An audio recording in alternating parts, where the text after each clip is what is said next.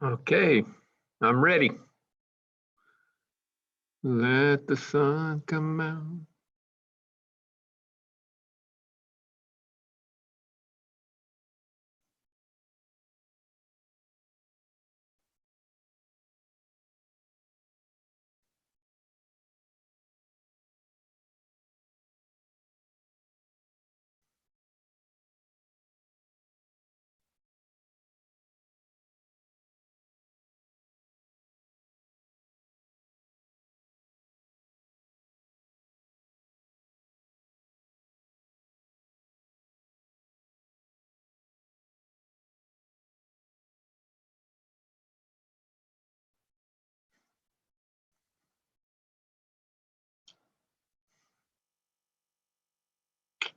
Okay.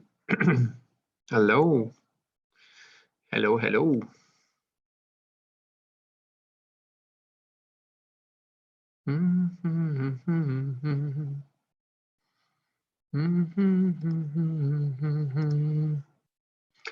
Feel alive and cooking coconut skin.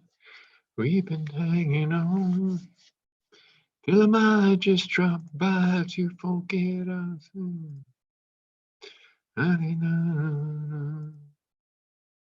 La, da, da, da, da. Mhm.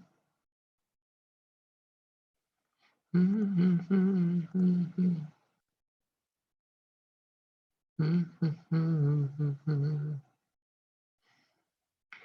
Mhm. Mhm. Mhm.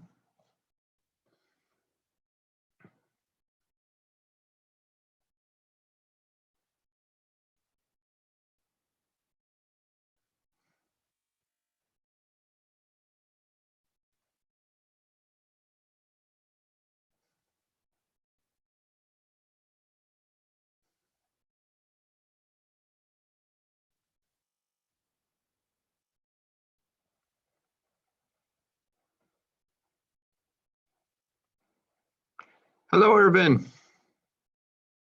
Welcome. Nice to see you.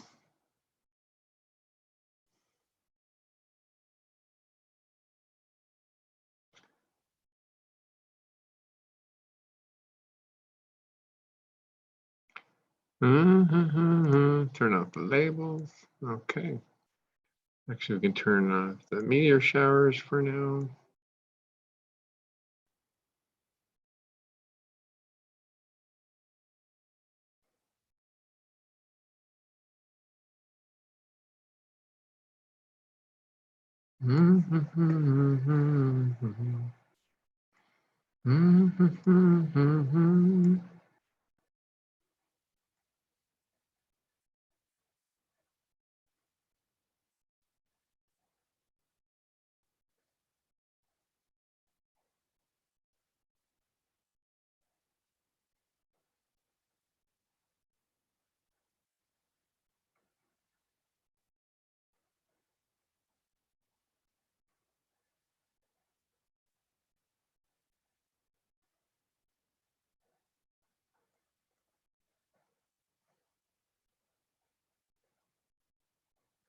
Hmm.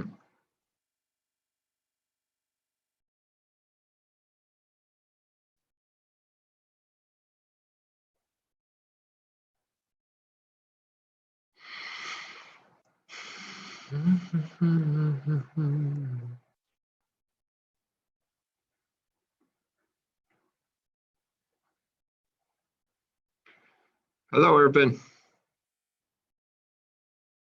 I don't know if I can hear you, but hopefully you. Hey, there you go. I see you.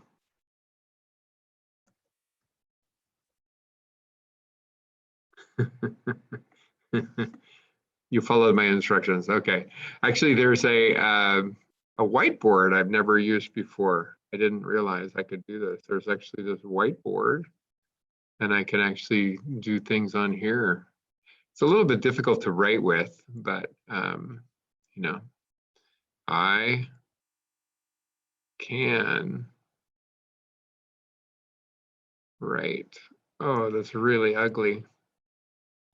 So I probably won't be using this much, but you know, it's kind of a quick thing to use. I mean, it's something that I have available. So anyways, hope you're doing okay. And tonight we were doing a very funny class. It's actually not what you're supposed to be learning, but we're going to learn it anyways. It's astrology. So we'll be just getting started. We'll just wait for a few more people, Irvin, and then we'll get started. And we'll do something fun. And then I have an activity for you to do, which I think you'll enjoy as well. So let's see. It might just be you and me, buddy. The two of us, we'll teach the class together, okay? I expect we'll see at least Bridget, but Bridget's not here yet, so I'm not sure where she is. Maybe she's waiting for the email. So anyways.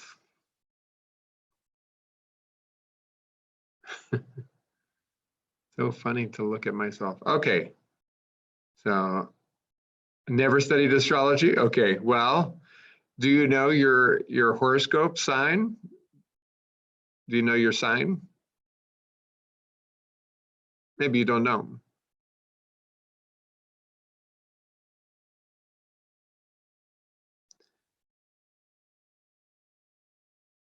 Hey, Evan, what's up there? How you doing? And somebody else is here too, but I don't know who. I've got Irvin, I've got Evan. Anybody else? So we have our class tonight is going to be on astrology, and it's kind of a Pisces. Okay, you're Pisces. Okay, cool. So that's actually, we've been seeing Pisces for quite a while. Venus is in Pisces right now. That's kind of cool. So anyways, maybe you learned something tonight about astrology, but I'm using a set of slides that was made by another teacher. I've never done it before actually, but I really thought it was fun and I want to try it out. You guys can give me some feedback if it's any good. If you don't like it, that's fine. We'll figure out, you know, what works and what doesn't work. And I'm going to go ahead and I should pin my view, right? No, I should pin this spotlight. Stop, pin video. There we go. So you guys can see me, okay? And then, yeah, all right. So we'll go ahead and get started because you guys are here. And then I guess the rest of the people will have to watch. Nobody is in the, Irvin, does your voice work? And okay, you guys can say it out here in the chat. I may not see it right away, but what I want to do is I want to do Stellarium with you and practice your constellations. Because I'm thinking that next week, I'm going to give you your third star quiz, and I don't really know how to do that, but I'm going to figure out something. Hey, there's Peter. How you doing, Peter? Welcome. So we're gonna start off with practicing our constellations, and like we used to do, right? Just pretend we're back in the planetarium. And so I'm going to show you guys the best thing I have right here. Could I ask you a quick question before you start? Sure, ask a question. Go ahead. On the solar essay submission, yes, I've never used the Turnitin system before. It's saying like 36%, and it's like in yellow, but like I didn't do anything other than like look up data and form it into my own words. Yeah, so like, actually you can look at that. You can click, let me show you. Well, I don't know. Hold on one second. What's that? We can talk about it later too if you want to just use it. No, actually it's kind of an interesting thing. If you look at it, you can see what it pulls up, and what it's saying is you know, that 36% is like it's scoring you on things that it's found in other people's papers, and maybe you copied, you know, some little fragment or whatever. Maybe you wrote the words that are similar. So you can actually go through and it'll analyze which pieces it's scoring you from. And so you can kind of see if those pieces you wrote, then don't worry about it. But if— Yeah, they are, but it's like not working for me. It's saying like feedback is not available. Oh, feedback. It's not feedback, actually. I know, but even on the essay itself. Okay, hold on a second. I will just look real quick. Let's just take a second. It only takes a minute. But, Okay, sorry. no problem. And I actually meant to read those before now, and I just didn't get a chance to. But I will read that. And so, yeah, if you click that, let's see, you go to speed grader here. I got my speed grader. So if I click the little 36% for you, it brings up, okay, so, well, it looks like it's this one paragraph about the sun. It says ranks in the top 10. And I just like took what he was saying as the like Earth's the fact that he atmospheric was saying. pressure and 15 million. I don't know. It's, you know. It's like factual stuff, so I don't know. Yeah, okay.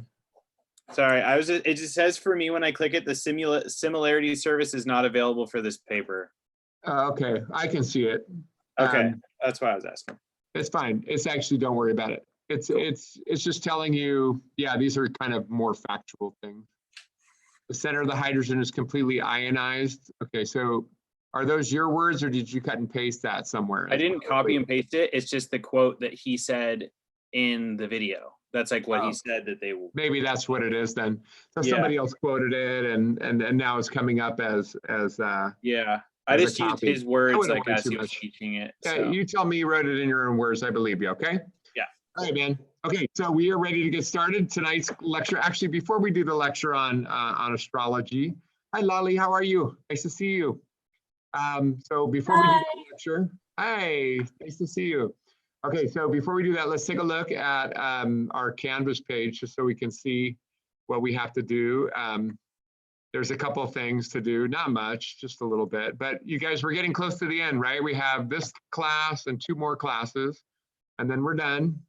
And so it's basically up to you guys to do what you need to do, right? So let me bring up the page for you. Okay, so I'm going to share that page. And here is our Canvas, right? And so tonight at midnight, the telescope quiz is due, right? So if you haven't done that yet, you know, you want to get that done to be on time. It has to be done today. There was also a homework to turn in sheet 12A.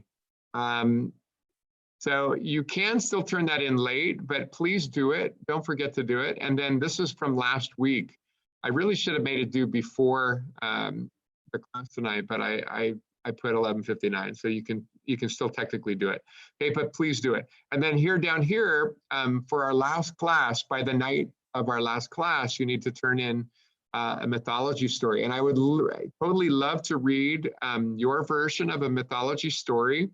It's written in your own words, right? If you click on this, you get it. Like to tell me in your own words a story about one of the constellations. And I'm reading about these all the time. Actually, it turns out you can even get information in some of the apps, for example, Star Walk 2. But I would encourage you to try to rewrite it in your own words, okay? Actually, that's what I want to hear. So please don't copy and paste. And in order to get credit, I will not give you any credit if you don't tell me where you got the information, right? Where did you get the original story? So please tell me the website or the app or how you got it, okay? Just so that I can compare.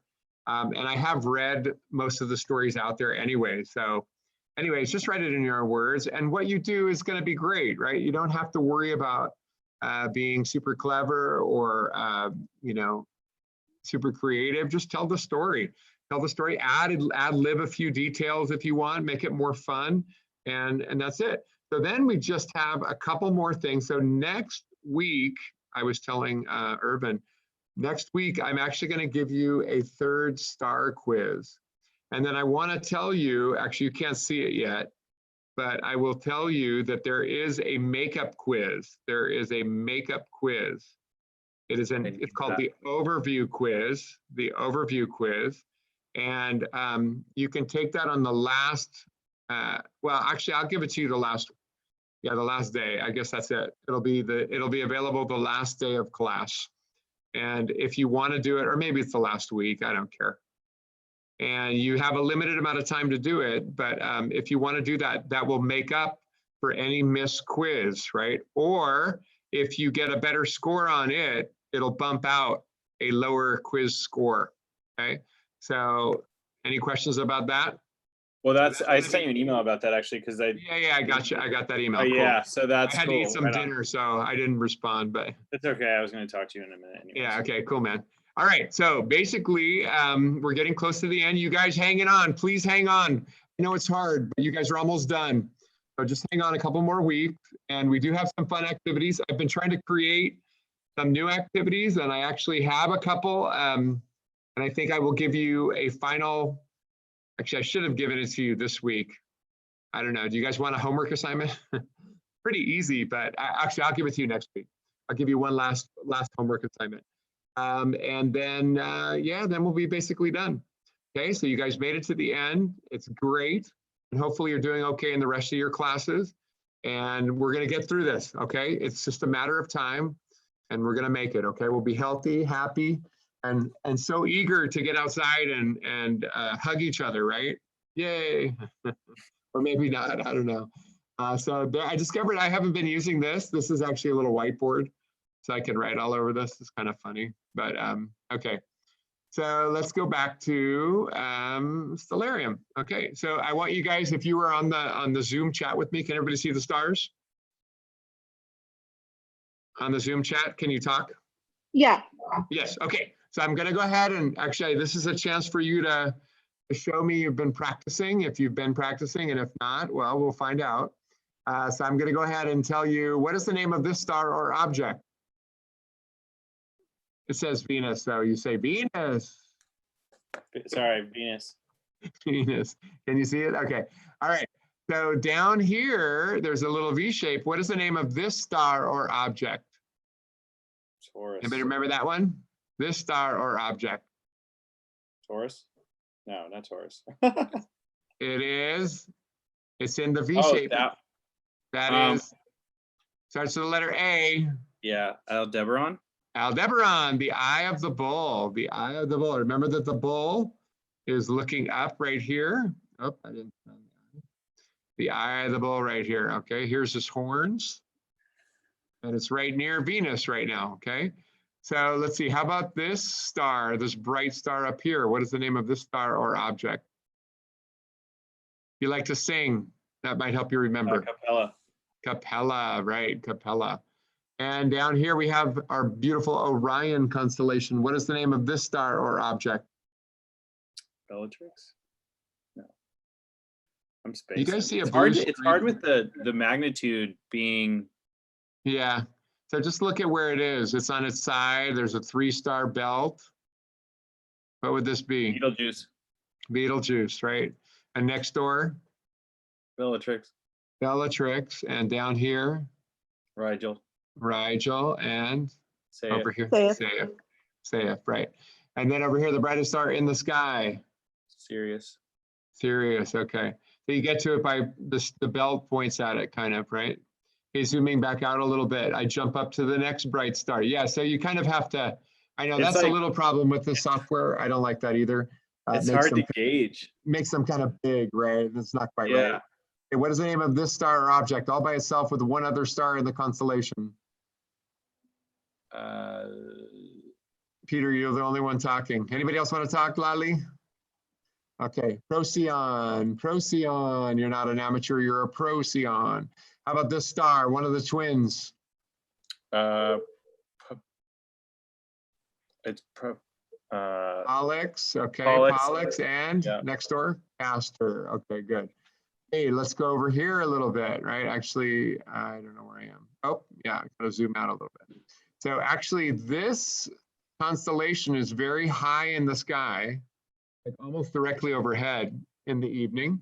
And it's got a backwards question mark. What is the name of this constellation? Proper name of the constellation?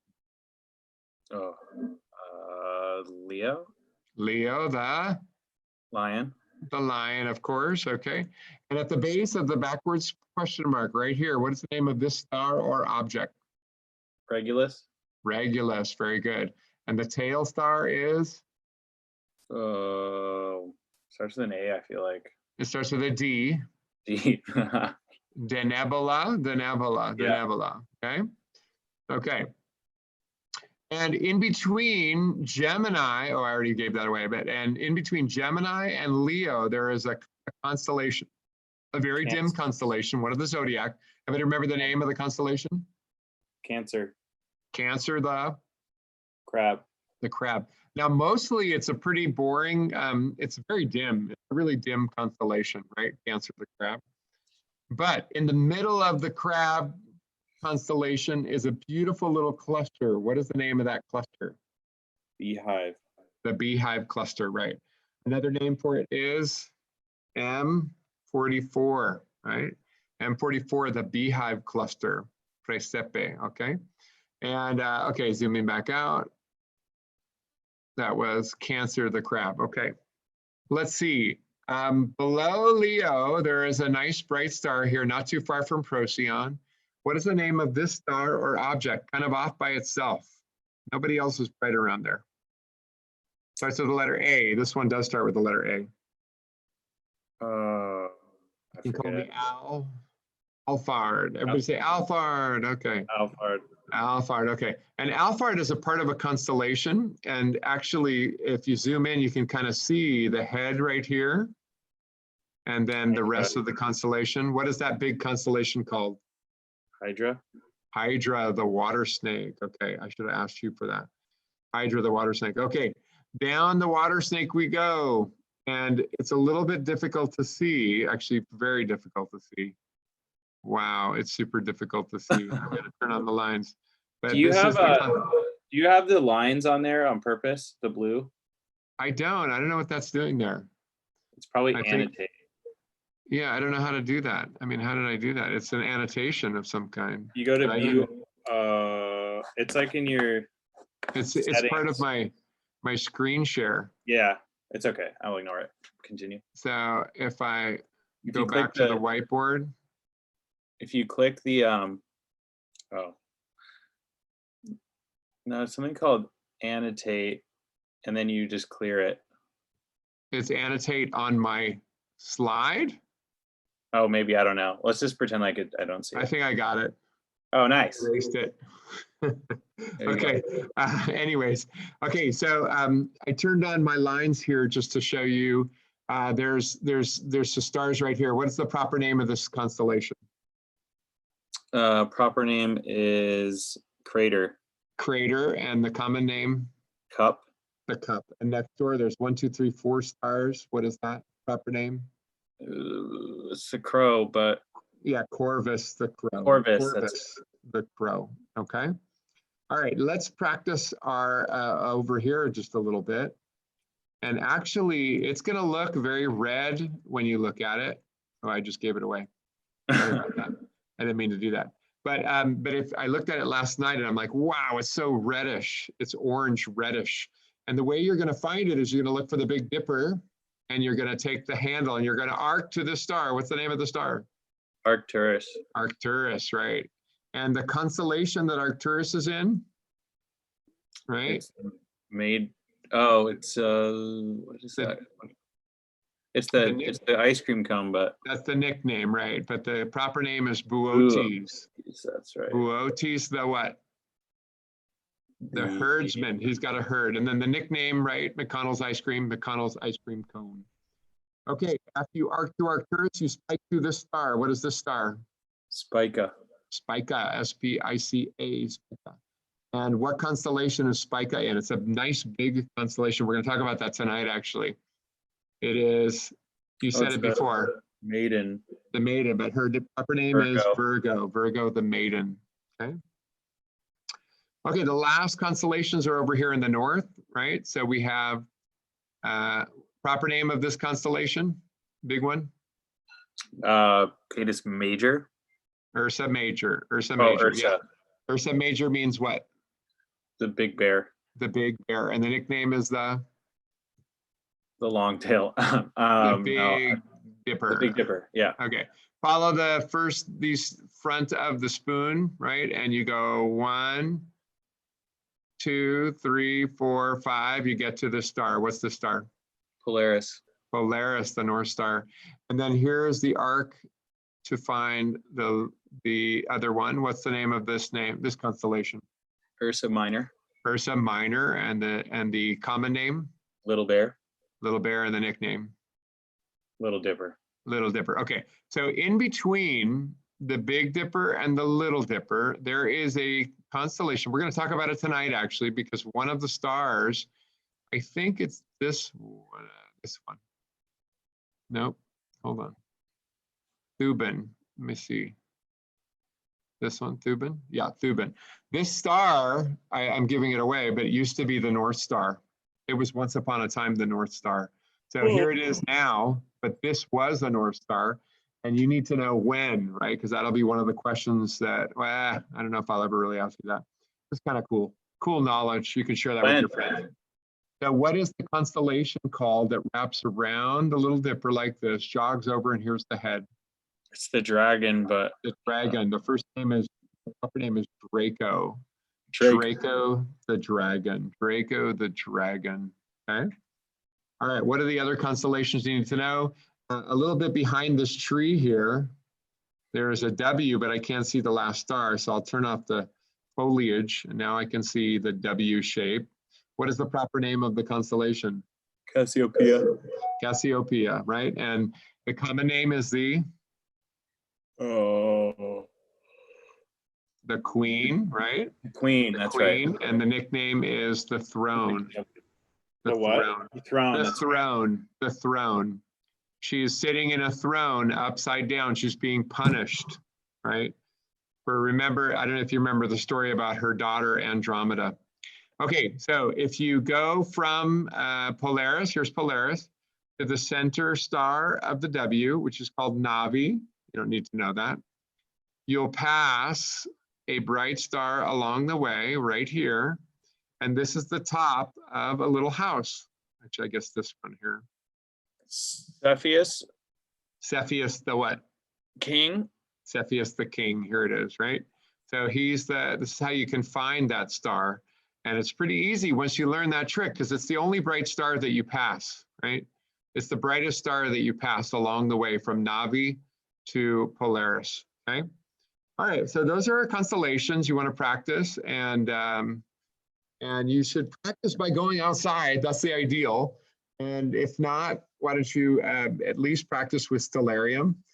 And then I haven't decided how to give you the quiz, so you want to be aware that I could actually use, hey, Bridget came. I could be using just the pictures of that I used for the practice quizzes. I could be using that. Okay, good. So thank you guys for answering in here. Good.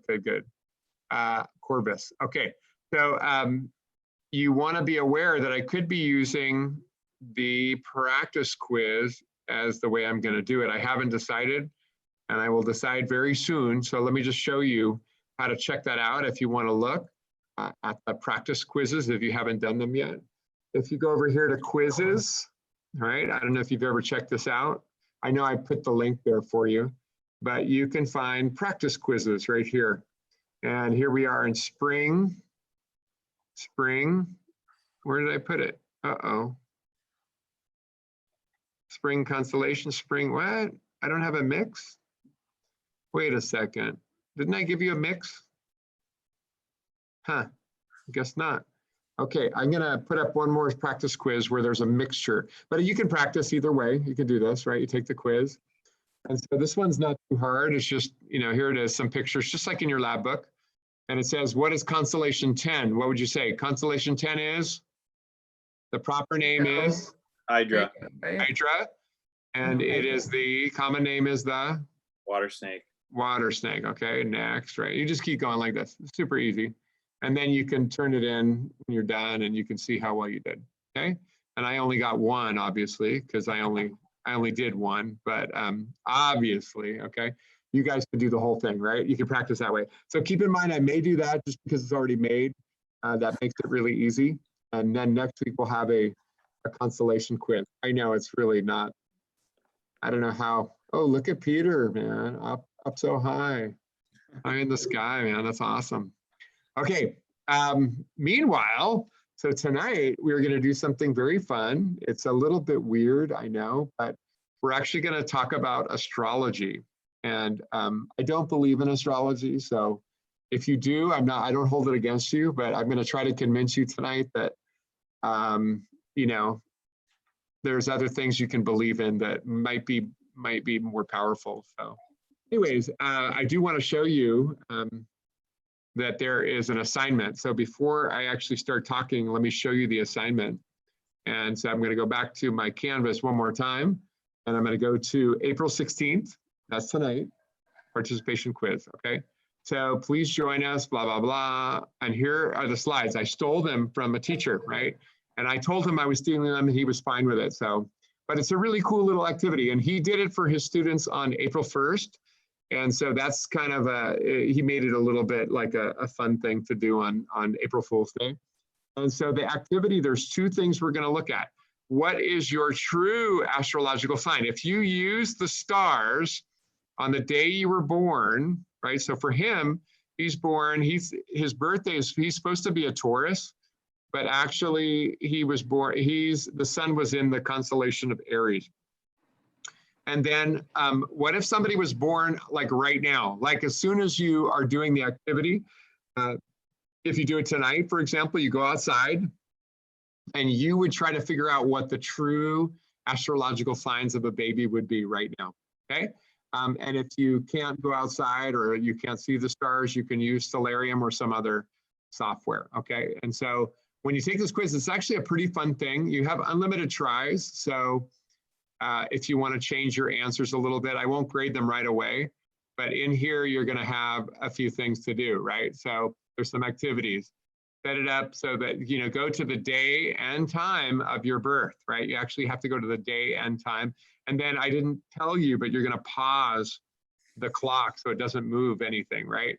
And then I'll show you actually in a few minutes. So I'll be showing you that. And then a little later, turn off the landscape and you're going to look for your true sun sign. And so all you really have to do, you can find the sun if you can find it, or you can just go to the search, and I'll show you how to do that. I'm going to show you everything that you need to do tonight, okay? And then what is your true ascendant? So what constellation will be on the eastern horizon? So we're going to go over all these things tonight. And then by the end, you will be ready to read horoscopes and make star charts for people and make money off of other people and convince them that you know exactly what's going to happen to their lives, all right? I'm just playing. All right, you guys ready? You ready to do this? Should we have fun? Okay. All right, so here we go. Let me just get started. I will start the slideshow from the beginning. And I do want to give credit where credit is due. I actually really like this guy. He's a great guy, colleague. He wants to become a teacher himself, and he's going to be a great teacher. And he is Jared. So he is teaching our Wednesday night labs. So he just made this. He's like totally like a neat, fun thing. Okay, so thank you, Jared Goldberg. And this is Introduction to Astrology for the lab, okay? So this is actually today is the 27th day of Aries in the age of Pisces, 20 years into what is known as the Common Era. Okay, that's correct. That is the way that you refer to it astrologically. Okay, so you guys did have some things that are due, and then the participation for tonight's, this is not class 10, it's April 16th. Forget about that, sorry about that. And then the quizzes are gonna be due before next Thursday. There's only 2 more to do, so no big deal, okay? All right, so a little bit of history first, and then I'm gonna ask you to write down so you have some notes. You can take notes on this, okay? You should be taking notes. In fact, this is called the Astrology Lecture. So if you are in the back of your lab manual, you can make a little note. This is the Astrology Lecture. And so you guys know this already, that astrology was the beginning of astronomy. And in fact, the days of the week are named for the astronomical objects that were most important to ancient people. They are the sun and the moon, and then, of course, the 5 visible planets. So you should know that. Sunday, moon day, of course. And then in Spanish, it's easy to remember, martes is the day of Mars. Miércoles, or Mercury day, is Wednesday. Jueves is Jove, or Jupiter. And Viernes is Venus. Venus day is Friday. Sábado is Saturn day, okay? So the positions of the planets and, where they were in the sky was an important thing for people. It told them, it kind of gave them a timing, actually. So we learned already last week that every 4 months, Mercury comes back to the same position. Well, the same thing is true for Venus, right? A little bit longer period, but it's a very cyclic thing. And the constellations we know come back to the same positions in the sky after 1 year has passed, right? We studied that already as well. So if you look at constellations, it turns out that human beings have been interested in the sky for a long time. And Jared found that 20,000 years ago, 20,000 BCE, sorry, 22,000 years ago, they found a carving of a caveman that was a carving of the moon, right? So people have been interested in astronomy and the sky for a long time. There's a big light in the sky, the moon, right? These are the original names that were given for the constellations. It wasn't Aquarius, it was the camel. It wasn't Aries, the ram, it was the cane. It wasn't this, no, these are jokes. This is a joke. This is a joke. My dog wants to learn with I us. just realized this is a total joke, right? What do you see? He sees a camel. What do you see? A cane, a slingshot, upside down slingshot. Oh man, these are not right. These are totally wrong. Party, dude. A sleeping giraffe, a wind chime. He's just making this up. Oh man, how did I fall for that? Okay.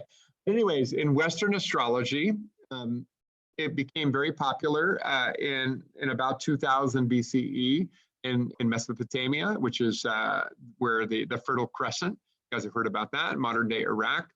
And then in 331, Mesopotamia was conquered by Alexander the Great, and all of this kind of information was captured, right, and taken into Western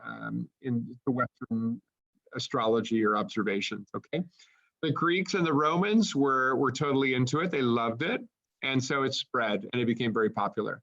So astrology first became popular almost 2,500, actually almost 4,000 years ago. Sorry, about 4,000 years ago now. Actually, no, that's not true. Sorry, let me go back. It turns out it was popular about 2,500 years ago. Okay, that's when it first became popular. It was created about 4,000 years ago. That's what I meant to say. Okay, so other astrology in China, the Chinese have had a zodiac version, for forever, and they use the lunar calendar, and theirs goes back to the 14th century BCE. The Mayans had a calendar as well. You remember hearing about that a few years ago in 2012. The world was going to end, but actually it wasn't the end. It was just the end of a cycle. It was the end of one of the Mayan cycles, and then it just starts again. It's not the end of the universe, end of the world. Okay. So Johannes Kepler, you guys know about him. He thought that the universe followed these celestial patterns, and in fact, he was a mathematician. He really thought that the pattern of the planets followed geometric shapes, and so, anyways, that's kind of interesting. He also understood something kind of interesting, that Jupiter and Saturn were aligned around the time of Jesus, and so he said, was this an astronomical event that made people believe that there was a star, and actually led people, to the story of Jesus and the Star of Bethlehem? That was kind of an interesting little aside, okay? Another one, this is actually much more modern. She was very popular on the radio in the early 1900s. Eventually, she was arrested for fraud, but acquitted. Okay, so she was arrested 3 times, I guess. Sean, Hitler, you guys might have heard of him, pretty bad guy. He actually was really into astrology and apparently used astrology to make some of his decisions. And then something happened and he turned on the astrologers and actually killed many of them. So he was not, actually, that's why he lost the war. No, I'm just kidding. That was a bad joke. Okay. But anyways, kind of interesting. There is an app you can get in the Apple App Store, and 92,000 people have given it a net 4.9 star rating, and they have a Twitter account that is red hot. Okay. This is not the kind of stuff that I would typically put in a slideshow. So you guys are getting like a much younger, hipper teacher giving you this information, because I am not this hip. Okay, so how about some of the the signs? I saw the sign. Okay, anyway. Are we supposed to be taking notes on this? Yeah, a little bit, a little bit. Yeah, Okay. did you take any notes? You can also look at this. I posted the link to it. Okay, yeah, you're just kind of zipping through it, so I wasn't sure. And Is I it saw going you too posted. fast? Yeah, it's Okay. some. I actually right now I do want you to write down a few things. I want you to write a few things down. Okay, so you can write this down. That your sign, the one that you learned when you were probably younger, and maybe you're still young, so the one that you learned is actually correctly known as your sun sign. It's supposed to be the location of the sun on the day of your birth. Okay. Your moon sign is related to your emotions, your inner state. And there are 12 houses, right? Each one is associated with one of the signs of the zodiac. So if you talk to a professional astrologer, you'll understand that professional astrologers no longer use the stars. They were just used to tell time once upon a time. And now we have much better things. We have clocks and calendars. And so we don't bother with the stars anymore if you're an astrologer, right? We still use these same designations that were, that were created. But really, if you look at the astrological signs in the paper, they are not following the constellations in the sky, okay? Now, there's a couple more words you want to learn. The ascendant is the sign rising above the horizon at the time of your birth. And the descendant is the sign that is setting, right? And so, yeah, this is what it means, right? If you're going to be an astrologer, this is something you need to know, right? The ascendant dictates the way others see you. And then 7th house sign, the sign that you're most attracted to. Okay, so that's kind of interesting. So each of the houses represents a different area of your life, your brand, whatever that means, your values, communication, foundation, joy, routine, partnerships, transformation, learning, legacy, vision, spirituality. Where's your brain? Oh, learning. Okay. All right. Okay, so here they are, the 12 houses. And again, I don't know what this means. Imum coeli. Anybody know what that is? It's Latin, I suppose. Should we look it up? Let's look it up just for fun. I have no idea what it means. Imum. Anybody know? You look it up for me. It is, it's never mind. It's just the lowest point, right? It's opposite you already looked it up? Yeah, okay. It's just opposite the meridian. Okay. So it's the lowest point, the opposite sign. Okay. So I'm going to just gloss over this. You can look at it. Okay. A couple of things to be aware of. We have conjunction, which is anything that's within 10 degrees, right? That's within 10 degrees is considered a conjunction. That doesn't have to be perfect, but if they're within a few degrees of each other, and they reinforce each other in astrological lingo, right? And they make the effect more powerful, okay? A sextile is 1/6 of a circle, and therefore is 60 degrees, 1/6 of the ecliptic. There's a mild harmony, right? It's not enough to be a conjunction. A square is a 90-degree angle away from your, prescribed item, whatever the celestial object you're looking at, and this tension that needs reconciliation. Okay, a trine is an angle of 120 degrees, which is exactly 1/3 of the circle, right? And opposition is exactly halfway around the circle, 180 degrees away. And this is a relationship that can be oppositional or complementary. Now, aren't these opposites? And I think this is part of what you want to recognize in astrology is they just said something right here, right? This is what it means, this or this, but that's everything, right? So guess what? I'm going to be right. Either oppositional or, really? Okay. All right, whatever. Anyways, if you read it carefully, you're going to find lots of little things like that, and which means it's always going to be right.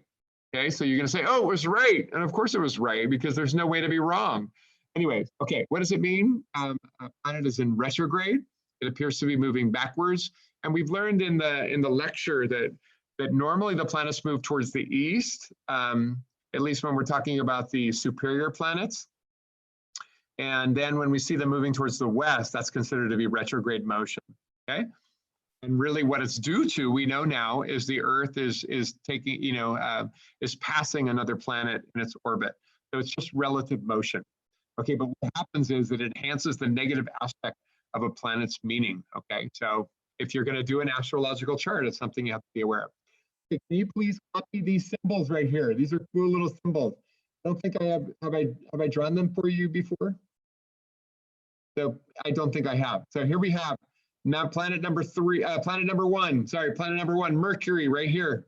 It looks like the symbol for a female, but it has little horns. Okay, that's Mercury. Venus, planet number 2, is the symbol for a woman, right? Planet number 3, that's the one we live on, is a cross. Planet number 4 is the symbol for a male, right? It is Mars, right? Planet number 5 looks like the number 4 kind of, but this is the symbol for Jupiter.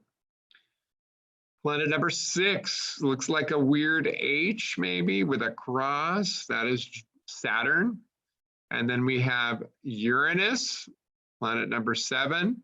And that is something, I don't know what it is. I don't know. Anybody know how to describe that? How do you describe that? I have no idea. Maybe like an with a key coming up into it. A key, it does look like a key, but what are these other things? I don't know. Okay, yeah, key, there you go, the key. And then the last one, we have Neptune, and that one really kind of makes more sense because we have a trident and then we have a crossbar, okay? So write those down, and then let's go ahead and write down, take notes. This is what they mean. Right now, Pluto is not listed, but they listed it here because you know what? I think in astrology, they still do list Pluto. It actually is still used. Even though Pluto is not technically a planet, it's a dwarf planet, it's still used in astrology. Actually, I think they've demoted it. I think they have demoted it. I think they agree with astronomy that it should be demoted. But anyways, I don't know. I'm not sure. We're gonna check on that. So the sun is gonna be the one that defines the self, your ego. The moon is gonna be where your emotions are at, right? So have you noticed that you get happy and then you get sad? Have you ever noticed that? Like you have high and then you have low, right? Isn't that crazy? And actually, no, it's kind of obvious, right? Because the only way to have a high is to have a low. They don't exist one without the other. So the fact that you have emotions means you feel good sometimes and you don't feel good sometimes. That is called living, right? That's life. But anyways, the moon goes through cycles, so your emotions go through cycles. I'm totally dogging astrology. Sorry about that. If you believe in astrology, I'm sorry, I don't mean especially if it's your religious belief, then please don't let me stop you. Mercury, communication and wit. Okay, and I am so funny tonight. Wow, not really. Then we have Venus, fertility, beauty, enthusiasm. Mars, strength and aggression. Boy, I never spent the time to look all this stuff up. This guy is great. I love that he did this, except I just, it's so funny. Jupiter is luck. How about that? Saturn is status and ambition. Uranus will be originality. Neptune will be dreams and illusions. Pluto will be death, rebirth, subconscious forces. Okay, so you've written down the symbols and then a little bit of their characteristics, right? The planets. Except we don't have the symbol for Pluto. Should we go look that up? What do you think? Look up Pluto symbol. Let's look up Pluto symbol. So astrological.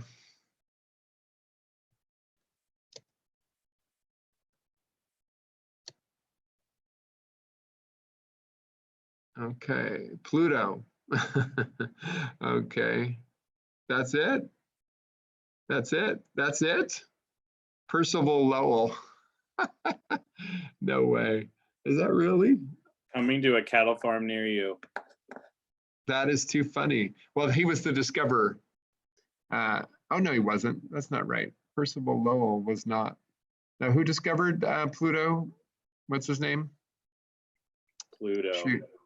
Well, I know his name. He's Clyde Tombaugh. Yeah, Clyde. Okay, so PL for Pluto. Okay, that's great. All right. This one is different from the symbol that I just showed you, isn't it? This is not the one that I showed you for Uranus, is it? Interesting. So they use a different symbol here. Or maybe put that one down too. Put that one down too. Maybe one of them is ancient. I don't know. I'm not sure. Okay. Not a big deal. Okay. Again, don't worry too much about that, I guess. Okay, so the constellations that you know about are called the zodiac constellations because they're special, right? If we watch from Earth, the sun appears to be in this constellation right now, but as the Earth moves around the sun will appear to move along this path. What is the name for the path the sun takes through the, oh, it's right there, but Yeah, the ecliptic. the ecliptic, okay. I didn't see the word right there, okay. But there it is, the ecliptic, okay. And at different times of the year, the sun is in different constellations. So they became special, right? And you know, you can't see the stars when the sun is up, but ancient people were smart enough to figure out that you could see stars just before the sun came up and just after the sun went down. And they could figure out which star the sun must be in, which stars were the, you know, where the sun was the sun close to by that in that method. Okay, so they had drawings of these constellations and they could estimate, you know, the sun is in between here and here. Okay, well, it's in this one. Okay, so actually, this is an interesting thing. This one is a little bit updated. How many constellations do you read here? Do you see? Let's start with Aries. Here's Aries. Okay, so let's do this. Let's see, which one would come first? Okay, so this comes first. So 1, 2, 3, 4, 5, 6, 7, 8, 9, 10, 11, 12, 13 zodiac signs. There are 13 zodiac signs today. Okay, but there are only 12 recognized by astrology, at least in the West, Western astrology. In Japan, apparently, they do include this one, and this is misspelled actually. Let me fix that. The right spelling for that constellation is Ophiuchus, the 13th zodiac sign. Oh, this is actually pretty cool, is Ophiuchus. And you guys learned Ophiuchus or no? No, you didn't. That's a summertime constellation. You wouldn't have learned that.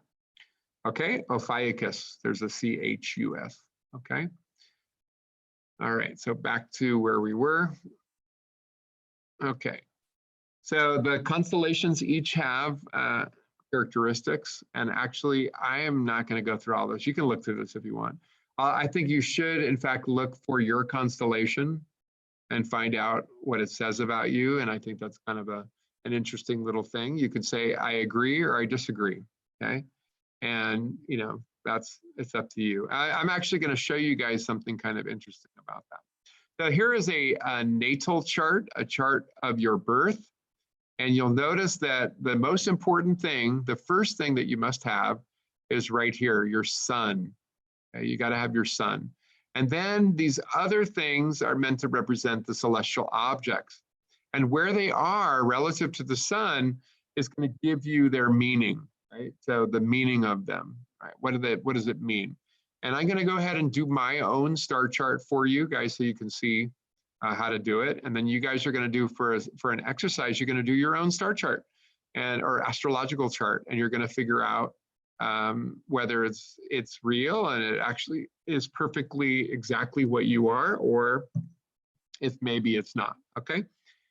So here's a pretty important thing. Who should you fall in love with? And I'm going to tell you right now. Let's see. I'm going to tell you what I am. I am Sagittarius, and my wife is Aquarius. Let's take a look. I'm Sagittarius. My wife is Aquarius. Where is my wife? And it says here, I should not be falling in love with her. Nope, she's not good for me. That's funny.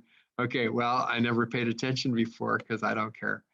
I think that, I don't know what this means. Actually, maybe it means it's okay. But these are my true loves, right? These are my true loves. But anyways, okay. Maybe it's okay. Maybe it's okay if I fall for her. I already know it's okay. I love her. But anyways, okay. So what does it all mean? Let's try to figure out. Okay, so I am going to, where was the sun when you were born? Okay, so I'm gonna go ahead and I'm gonna quit this for a moment. And I wanna show you how to do your homework, right? Or not homework, but this lab activity that we're gonna be doing, okay? So what I'm gonna do is open up the software, the Stellarium. You guys are gonna be using Stellarium. You could actually use Stellarium Web. So, you know, but it's not as good. Cancel that. Okay, so I'm gonna use Stellarium because it's better. And it's better because it has more options. I think it's better. Okay. So back to Stellarium. So I'm going to tell you guys, I'm going to actually tell you exactly when I was born, right? Isn't that freaky? I'm going to tell you that. Okay.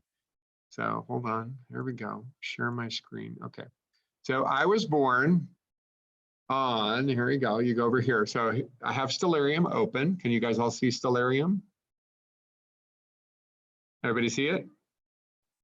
Yep. Anybody Yes. talking? Thank you. Okay. Right here, so you go to your date and time, and I'm going to tell you when I was born. I was born in the year 1967. Wow. Oh, I'm so old. And by the way, I don't feel old. So you guys are going to be my age one day. And I promise you, you don't have to feel old. Old is a state of mind. Okay. And what was your mother's maiden name? Delaney. I'm kidding. Don't tell people that. You're gonna get. He's stealing your information. Oh, That's how people use that as a security question. Oh, you're going to get into my bank account. Oh, man, that was clever. Very clever, Peter. What was the model of your first car? Yeah, that's right. Okay, so I was born on December 7th. And then, oops, I went too far. December 7th. Okay, before I do this, I want to tell you guys something. Wait, hold on. I am supposed to be, just so you guys know, I'm supposed to be Sagittarius. That is my sign. Okay, I'm Sagittarius. I was born on December 7th, 1967. And I think my mom said about 3 in the morning, something like that. Oh, what are you drinking, dude? H3. Oh my gosh. Cabernet Sauvignon. All right, don't get drunk on me here. I'm not. It's just a glass. Okay, good. I'm just playing, man. I'm playing. You seem fine. Yeah. We're just like, give me some of that. Pop a bottle. No, I got my sour punch. I saw her reaching over. I'm like, wouldn't that be hilarious if a wine bottle hands over? I'm like, here. Oh yeah, that's it, right? Yeah, Peter, hand it over. Thank you. Here, Bridget. Oh, that would be sick. Stay hydrated. Hey. All right. I told you I am supposed to be Sagittarius. Are you guys ready? I was born at 3 o'clock in the morning, and on December 7th, 1967. And we are now going to see the truth. Okay. So here I am, Stellarium, December 7th. I got to go to 3 a.m. And I don't know if it was exactly 3, but I'll just put 3 a.m. Good enough. I have mine written down, actually. Oh, you do? You have it all? I have my Pat the Bunny baby book. My mom cataloged my whole first year. It's the creepiest. That's awesome. Okay. Now, listen, in the case, and just to help you, go ahead and after you got the date, go ahead and press the pause button so it doesn't move now, okay? And the first thing you're going to want to do is to figure out your sun sign. So before you do that, turn on the constellations. Okay, so I turned on the lines and the art and the names. And then I'm going to go ahead and I'm going to turn off the ground. Okay, so I can see everything. I can close this window now. Okay, I don't need that. Okay, now the only thing you need to do now is you need to find things, right? You need to find, you could turn on the ecliptic. I actually think on one thing you're supposed to do that. So let's just show you how to do that. You slide over here and you turn on the ecliptic. It's underneath, where is it? Underneath markings. And you can turn on ecliptic. I think I use J2000. Oh, that's not a grid. Sorry, just ecliptic. Just the ecliptic. Okay, J2000. Okay. Okay, so I've got this grid here. I mean, sorry, I don't have a grid. I have a line. And sure enough, it goes through all the constellations you recognize. Okay. Can't see the sun right now. I have to turn around, I guess. But it's a little awkward. Something's weird. I don't know what to do. Okay, so I'm going to show you what to do. You're going to go here to the search window, and you type in the object sun, right? That's an easy one. And boom, it takes me right there. Okay.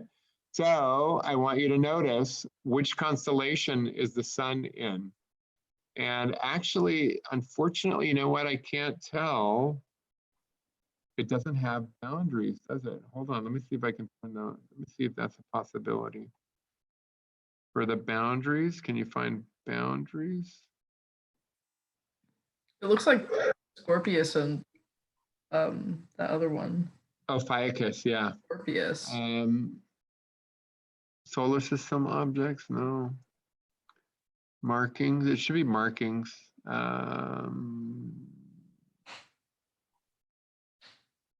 Landscape.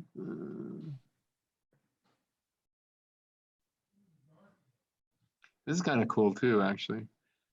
This actually has as mythology, so you could technically just read a story in here. But anyways, and it has other cultures, which I think is even cooler. You're interested. Okay, I do not see how to put on the boundaries. Okay, so I don't know exactly, how do I figure this out? I know what you could do. What could you do? I mean, I know the right answer, but I don't see how to do it here. Shoot. Okay, so you're gonna just use your best guess. It looks like it's almost Scorpius. It happens to be Ophiuchus, though. I do know that, but I don't see how you're gonna find that out. Let me see if I can find, maybe, let me see, constellation. No. Options, maybe, option. Okay, you guys give me 2 seconds here. Let me just try something. Let's just try to go to the Google and ask the Google. Also, if our parents legitimately don't remember when. What was that? If my parents legitimately can't remember when during the It's day. okay. Just put in a time. It's okay. Okay.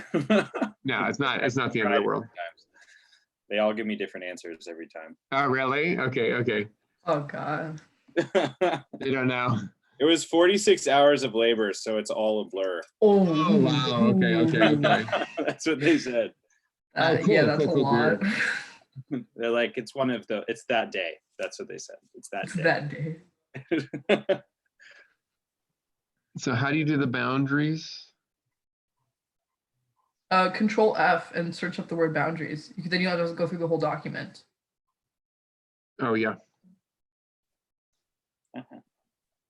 Stellarium can show students the constellation boundaries. I don't know where they are, though. It doesn't say. Now take your cursor, blah, blah, blah. Constellation lines. Wait, I think that Boundaries. Open up your sky. Under markings, you have an option to show the constellation boundaries. I didn't see Where? that. We didn't see that. I didn't see that. Okay, let's try it again. So under options for viewing, markings. Was it markings? Yeah, Yeah. they Or said was it markings. sky? No, it was on sky, huh? Wait, sky.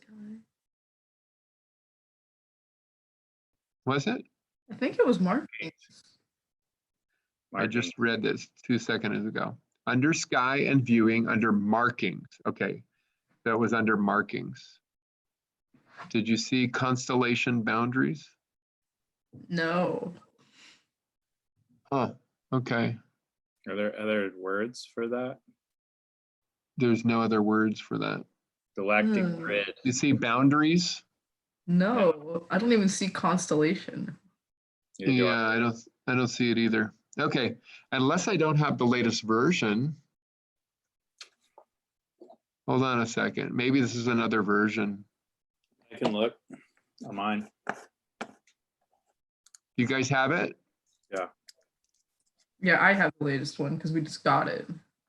Do you have it? Do you have that word? Can you check to see if you have constellation I'm boundaries? checking right now. Okay, Dun, dun, dun, dun, dun. I don't see it though. Oh, well, okay. Couleurs. No. That's the most strange way I've ever seen colors spelt, unless it's not I color. don't think that's what it means. It's something, show. No, couleurs are great circles through the poles and solstices. I don't know. What that I don't see it there either. It's not in Okay, my. so, all right, we're not going to worry about it too much. Don't worry. Actually, you know what's so funny? I wonder if the Stellarium web would have it. I don't think so. Okay, anyways, I don't know. You just have to guess. I happen to know that it's in Ophiuchus, and because I've looked it up before many times. So can you guys see that I'm not in Sagittarius? Is the sun in Sagittarius? Clearly the answer is no way, right? It would either be Ophiuchus or it would be Scorpius. And it's just like, if you look at this line and this line, it's a little bit closer to this. That's probably what I would do, as I would use the closest line that crosses the ecliptic. And then the sun, where is that, right? Which one is it closer to? To answer the question, okay? So when the object, if you have it between two and it's not clear, then just pick the one that's closest to where the object is. Okay, so if you notice, my sun is not in Sagittarius. I've been living a lie. Okay, I'm not a Sagittarian after all. I am not, right? And so what am I? That's a great question. The answer is I am not a Sagittarian. I am a human. No, I'm actually, I'm supposed to be an Ophiuchian now, right? I'm an Ophiuchian. Okay, so actually let's go back to this thing right here. And so what? Has astrology lied? And then he did this on April Fool's Day. So, and sure, you're going to find out that for many of you, you will find out that your sign does not agree with what you thought it was, right? Your astrological, your horoscope sign that they tell you in the paper does not match the location of the sun. What is going on? And it has to do with this idea, okay? The concept is called precession. So the Earth is pointed at the star that we call Polaris right now, but it has not always been pointed at Polaris. So it's like a spinning top, and the top is going to move in a slightly different, it's going to wobble, and therefore it's going to point at a different star. And this process is a very slow process. You want to write down, it takes 26,000 years. So the first person to kind of notice this, that something was going on, was Hipparchus. And you might remember he's the same fellow who determined, who made those star charts with the magnitude scale. And he predicted, or he believed, that the star charts would change over thousands, tens of thousands of years. And he was correct. The answer is 26,000 years. So the Earth axis wobbles like a top. And this is called precession. And the motion that we see, or the changes in the direction of the Earth, are going to lead to changes in the constellations. And it's called the precession of the equinoxes. Okay, so it takes about 20,000 years for one full cycle. Okay, you should write that down. That's actually one of the important little bits of information. So a 26,000 year long cycle. This is not something that most of us would notice, right? It's just too long. And even in all of written human history, it's barely detectable now, right? I mean, it's not barely, we actually know this. And in fact, one of the things I wanted to share with you is when the Egyptians were building the pyramids, they aligned them with north, south, east, and west beautifully. I mean, really well done. And they are still aligned north, south, east, and west. But when we look at the star charts they used, we don't see Polaris. And this is actually one of the first really important clues we had on how this changes. And we found out it's a star in the constellation of Draco the Dragon, the one that I pointed out to you, called Reuben. Okay. So this is, if you want to go further, you can read about this. There's a link for you. Okay. So here's what's going on, right? The Earth axis is being tweaked, is being actually, it's feeling a torque from the sun and the moon together. And it's trying to pull the axis, the Earth equator, towards the ecliptic. And so this is called a torque, right? And the torque causes a change in the rotational direction of the Earth axis. Okay, so you don't really have to know that too much. This is a pretty advanced physics problem, but the torque from the sun and the moon together make just the right amount of torque to cause a 26,000-year change. So here is a little animation for you. The Earth axis, you know, we see it as fixed at 23.5 degrees from the vertical, and that's fine, it stays that way. But if you watched over a long period of time, you would see something kind of like this. So the plane of the Earth is going to shift and the axis will point in a slightly different direction. And this will take 26,000 years to make one complete cycle. Now, if you were to take a little bit more advanced versions of astronomy, I'm going to tell you a little secret. I don't know if you really don't need to know this at all. You really don't need to know this. But it turns out that, this is kind of an important thing. We didn't see this. There's no sound, I guess. Okay. Take a look right here. We have a special thing. Hold on. So you guys don't know, but what are these lines right here? What are these lines? Well, these are where when the Earth is going around the sun, these lines happen to be special places that you guys want to be aware of. They are going to point towards the equinoxes, right? When the sun, remember the sun is not, when the Earth is not pointed towards or away from the sun, the sun is crossing the local meridian, crossing the celestial equator, then we have the equinox. So this next little piece right here, 26,000-year cycle, what you want to understand is this red line is going to signify where the vernal equinox is.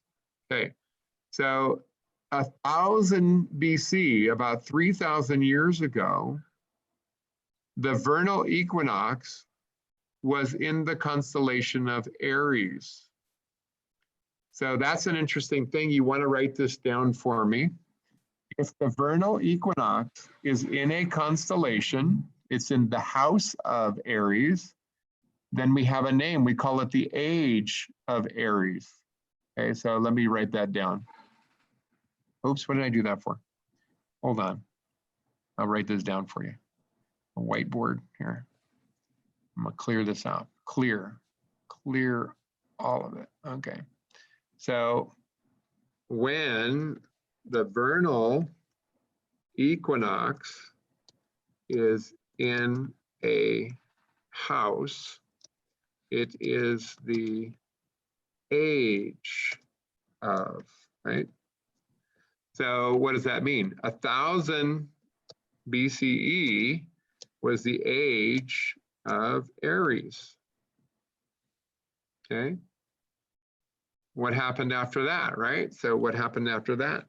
And so we'll see in just a moment that it changed, right? So what came after the age of Aries, right? Take a look.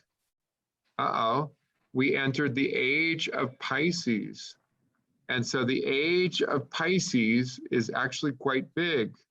And it turns out we are still in the age of Pisces. But what comes next? Anybody know? I think I messed up. I messed up. Not educated enough to know in the signs. Can you guys see this? Yeah. Okay. Okay, the next one comes the age of Aquarius. Then, Okay, you guys heard of that before? Yes, there's a song, isn't there? That's right. Okay, so I should probably get that song off for you. In the planetarium, I actually have a recording of it. And then after Aquarius, it'll be the next one, right? So it continues along like this. So Capricorn and so on until it goes through the entire cycle. That's a long video, 3 minutes long. Let's see what else there is. Okay, I'm just gonna watch it. I should tell you stuff. Okay, what else can I tell you? There's no sound. Oh, is there sound? Oh. Ooh, there's sound. I didn't know there was sound.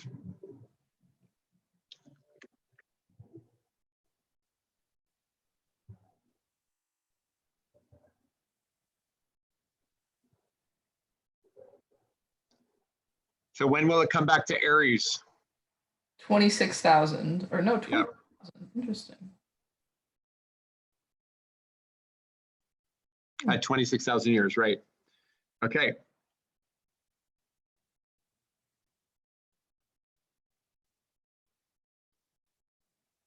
Now what are we doing? Oh, let's look at the North Star. Okay. So right now, what's the North Star? Oh, it's showing you 2,000 years ago. Stop. Okay, so 2,000 years ago, this star, can you write down the star in the constellation of Draco the Dragon? 2000 BCE was actually about 4,000 years ago. When the Egyptians built the pyramid, that star was the North Star. That star is called Thuban. I'll write it down in a minute, but just make a note, okay? And you can see it's slowly drifting towards what star? Polaris. Okay, so that's going to be our North Star for a while. And then this will be our North Star, 4000 AD, right? Then we don't have much there and not much, well, maybe that one, I guess, not much.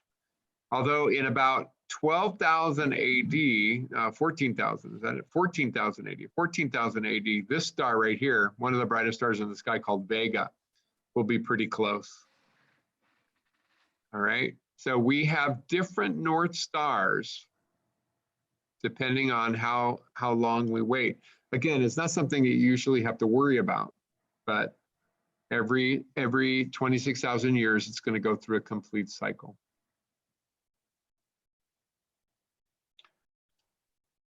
Just a quick curiosity question. Well, Sure. Will that circle ever change? In terms of the size of it, you mean? Or? Yeah, like I'm just curious if it'll ever get smaller or larger. Okay, so actually, it's an advanced topic in astronomy, but the tilt of the Earth is not always the same thing. So the answer is yes, of course. Cool. So the tilt of the Earth currently is 23.5 degrees. But I don't want to tell you because it's a little complicated to talk about it, and I don't even understand it. In fact, nobody really does, but not perfectly. But there's models that show that the tilt of a planet does not always have to stay the same and can actually go through these very interesting changes over time. So remember, the Earth is almost 5 billion years old. And so in those 5 billion years, a lot has happened. And so we're looking at it today and trying to figure out what happened, in the last 5 billion years. Well, it's pretty tricky. We're looking for evidence, but it turns out in terms of the stars, the Earth didn't care about starlight very much, except for the sun. There's not much of a record to go back very far, right? The star information is kind of difficult to find. And so what we have to rely on are models of our planet and what we think was happening over time as the core changed from being completely molten to becoming partially solid, right? And how that rotation would have changed the Earth and how the tilt might have actually been affected by that.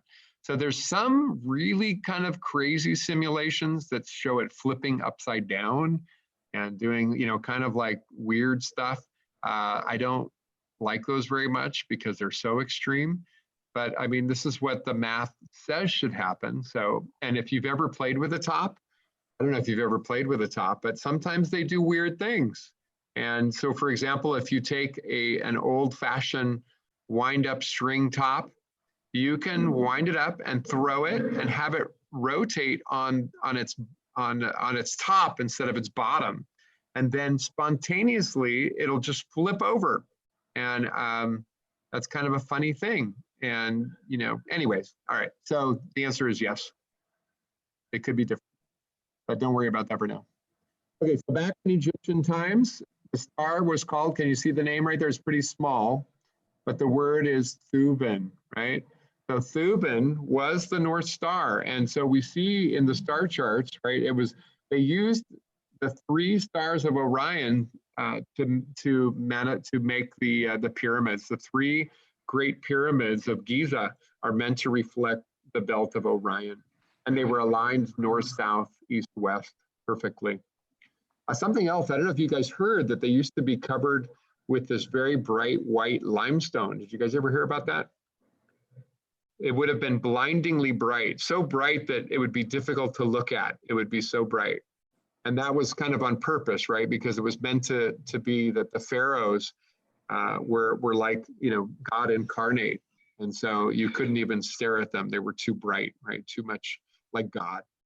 Okay, so the astrological ages, every 12th of a cycle, about 2,000 years, the sun will be in a new constellation at the vernal equinox, and we will enter a new age, right? So I told you already the name, right? When you're in a house, it's called the age. So it was the age of Aries.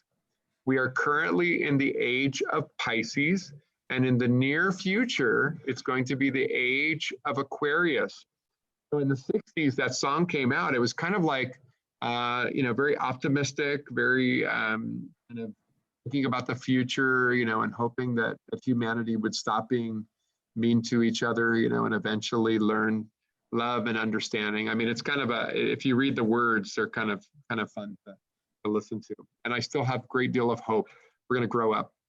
So the constellation where the sun appears on the March equinox in the Northern Hemisphere is the age, the astrological age. So the age of Aries started about 1000 BCE, and then became the age of Pisces to today. And then the age of Aquarius is going to be approximately 500 years from now, about 500 years. We're going to enter the age of Aquarius, and there's going to be peace and understanding, right? Everybody's going to be good to each other. It's going to be a wonderful age. So how old will you be in 2597? I'm going to be, right, okay. I don't know. Who knows? No. Medical science. How many people would love to live to be 2597? Would you like to live that long? Anybody? Or no? No. That's too long, huh? Yeah, way too long. Really? Oh my gosh. I would love to. Like if everyone else was on the same trajectory, it would be chill. Yeah, wouldn't that be chill? I want to do that. I mean, we could just go out into a spacecraft or something. Anyway, okay. So why do people think astrology works? Okay, so this is from a very scientific point of view, and I actually I don't usually do this, but again, I'm trying something new just to try it. And so I want to share something with you. This is kind of what Jared put together. I like what he did. I just want to try it out. Okay, so we'll see. I don't usually do this. But anyways, is it gravity? Does astrology work because of gravity? Well, you probably know this already. Oh, what the heck? Newton's constant is not 6.67. What the heck? He messed up. What? Kilogram meter per second. What Would have made a good teacher. Oh. I don't know what happened there. Okay, anyways, he made a little mistake. Anyways, don't worry. There's a Newton's constant. He forgot something. Oh, sorry. Anyways, not a big deal. Okay. Gravity is very weird. Yeah, sorry, buddy. Okay. He made a little mistake there. Time 10 to the minus 11. He just 6.6. That's it. That's all he did. He forgot 10 to the minus 11. Okay, so the force of the Earth on you is like it's called your weight, right? And that's significant. The force of another human being at a distance of 2 meters, which is a safe distance, 6 feet, right, is 10 to the minus 7th newtons, right? This is tiny. This is 1/10 millionth of a newton, right? If 750 is your weight, we're talking about, like 1 hair's worth. So the force of another, actually that's something though, maybe even less than that. The force of Mercury on you when it's at greatest eastern elongation, or greatest western elongation, sorry, is 6 times 10 to the minus 8. It's even tinier, right? It's even less than a human. There are more car accidents when the sun is in the constellation Virgo than any other sign. So what does that mean? Should we worry about the sun's in the sun? No, because Virgo is one of the biggest constellations. So guess what? If you have a bigger constellation, the sun will take a longer amount of time to cross it. Okay. There are more deaths, the most deaths by drowning when Geminis are being born, because that's June in the Northern Hemisphere and it's summertime. Guess when people go swimming, right? So the connection that people have made using astrology, when you stop and you think about it, there's really another very reasonable explanation, okay? But it makes much more sense to consider this to be the reason and this to be the reason than it has something to do with the astrological sign, right? That the planets are somehow doing this. Here's another thing, right? This red line is the per capita cheese consumption. So put your hands in the air if you're a cheese fan. Anybody? Come on, you got to give it up. Me, definitely. Cheese, cheese, right? Okay. Yes. I see you. Can't see you. Okay. Who likes cheese? Anybody? Okay, Peter. Okay. Irvin, you like cheese? Okay, let's see. I'm gonna see what Irvin says. And who else is over here? I forgot. We've got a couple of guys. We got a couple of active people, and I just have been neglecting them. You guys like cheese?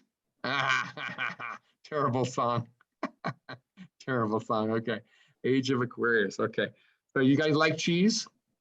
Yes. Okay. Now I'm talking to Irvin and Evan. Okay. Oh, Evan. Hi, Evan. Yeah, they're there. They're here. They're just not in the Zoom. Okay, so if you look, number of people who died becoming tangled in their bed sheets. Oh man, that sucks. You died because your sheet strangled you. That is horrible. And it looks like it's correlated with it seems to be going up the way people like cheese, right? Oh dear. So because people eat cheese, they die, right? That doesn't make any sense, right? So there's a really important concept that we think about in science, that just because two things are going up the same way or going down the same way, they are correlated. It does not imply they are cause and effect, right? One doesn't cause the other. Maybe it's because people became entangled in cheese that other people started eating. No, it's right. Because people died, people began to eat cheese, right? You know, at their wakes or I've something. drowned sorrows in cheese. Yeah, I'm drowning my sorrows in cheese. A good chunk of cheddar or something. Oh, I love that. It doesn't make any sense. Okay, here's another one, the total revenue generated by arcades. You guys know what an arcade is? I love arcades. Have you been to an arcade? Yeah, they still have them. Where? Where's an arcade? Oh, there's one in Zotos. There's okay. There's one in Where? In Ventura? It's Chuck E. Cheese or something? No, it's called like the Carnival Arcade. It's pirate themed. Okay. And then computer science doctorates went up at the same rate. I don't know about that. Actually, I think arcades actually lost money by the time you guys were born. So I used to go to an arcade. There used to be an arcade on State Street. It was awesome. It was the bomb. I wasted way too much money and time there. Okay, here we go. Where was it? It's all a lie. Okay. Where was more car accidents when the sun is in the constellation? Okay. Blah, blah, blah. Blah, blah, blah. Okay. Country, this is not funny at all, but in the countries that don't drink bubble tea, coronavirus is going up. If you drink bubble tea, coronavirus is going down. So obviously it's the bubble tea, right? No, it's not. It has nothing to do with bubble tea. It's not right. Spurious. So a spurious claim is one in which you make a claim because of correlation, but they really have nothing to do with each other. There's no connection. So unfortunately, this is kind of like what astrology will do sometimes. So sometimes they're just kind of vague, right? So your work is meant to understand the difference between recognizing your breath and inhaling air. Okay. I know, right? Man, Anyways, all right. Co-star really dropped the ball on that one. Yeah, but you guys get it, right? You get the idea. Okay, the sun is in Taurus. The sun determines your ego, identity, and role in life. It's the core of who you are, and it's the sign you're most likely to already know. Your sun is in Taurus, meaning you are fundamentally stable, deliberate, and practical. though somewhat stubborn. Your sensual side takes comfort and pleasure very seriously. I don't know what to say, right? It's just kind of easy to make it come true. And so the more general and vague it is, it applies to almost anyone. So one of the things that I would challenge you to do, if you really like astrology and you believe in it, one of my favorite things to ask people is to have a friend to cover up or cut them out or something and rearrange them and see if you can find your astrological sign. And you find out you're wrong as often as you're right. Although sometimes you're right? So you're like, oh, see, I knew. But I guarantee if you keep playing the game, you won't get it right all the time. And so they're kind of big. So your astrological sign isn't actually where the sun was when you were born. It's where the sun was thousands of years ago on the same date. So I don't know if I can do this, but I'm going to try to jump back to Stellarium. And I want to try something. I don't know if I can do it. But you can see right now that the sun is in Ophiuchus, we said. And what, can you guys see it? Sun is in Ophiuchus. Okay, I'm going to try this. I don't know if I can do this. I'm going to see if I can do this. I'm going to type in -1,000. Oh, that didn't work. Whoa. Oh, that didn't work. Whoa. I want to go to like -1,000. Let me see if it works now.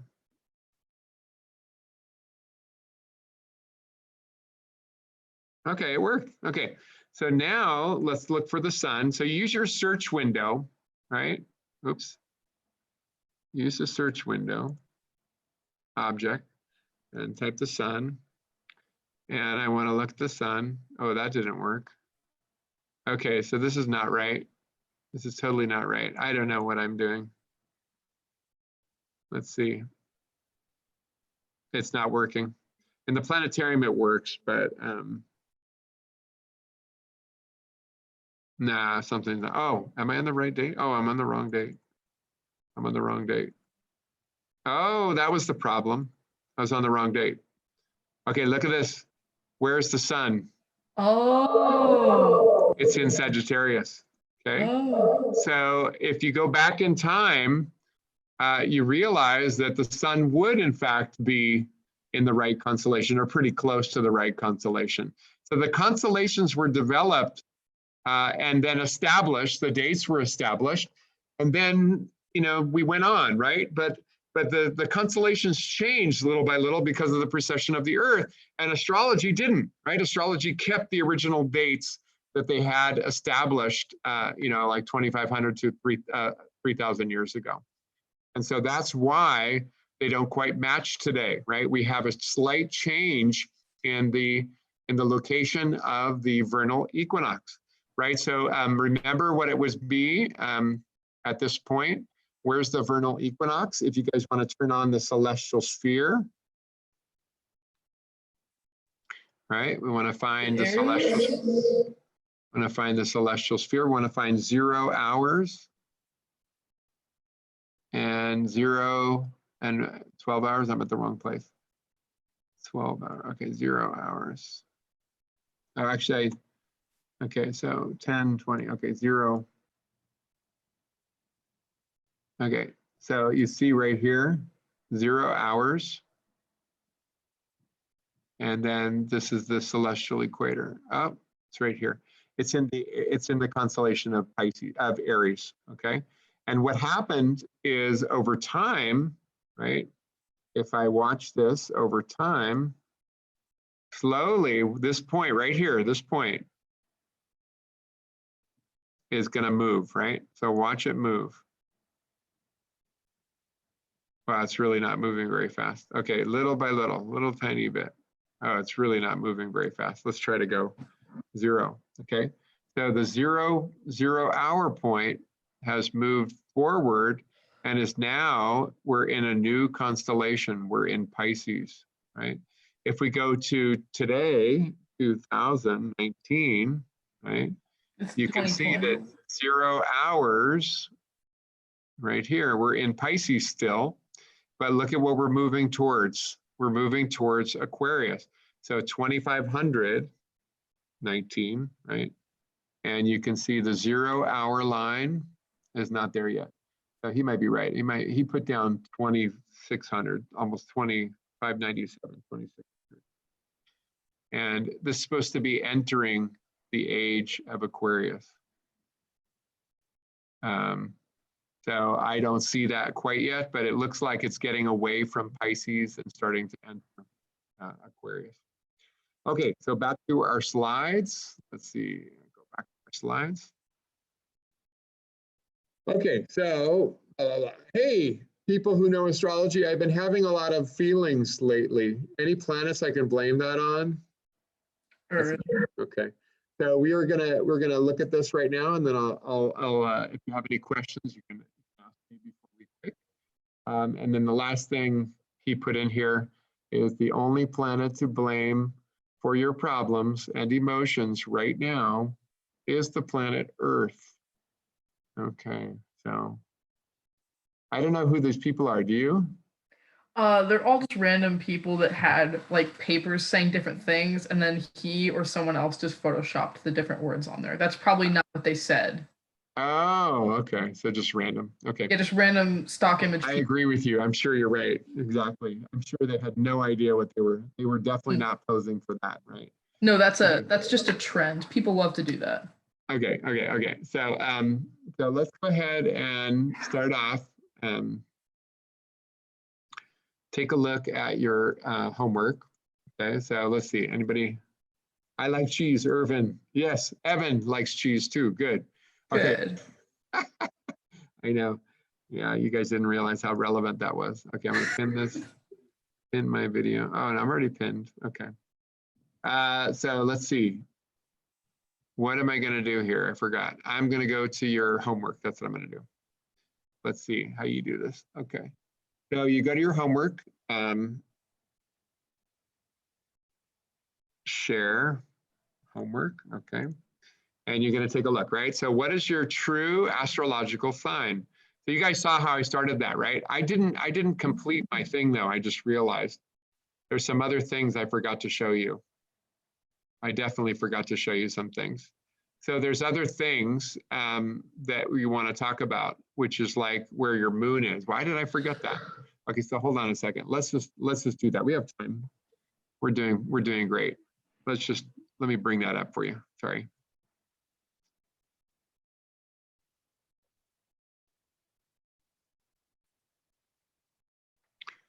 Okay, so I'm gonna just start from scratch. You guys will see me do it again, okay? So I'm going to Stellarium, and I'm gonna do a few things, right? I'm gonna go to my sky and viewing, and I'm turning on the ecliptic.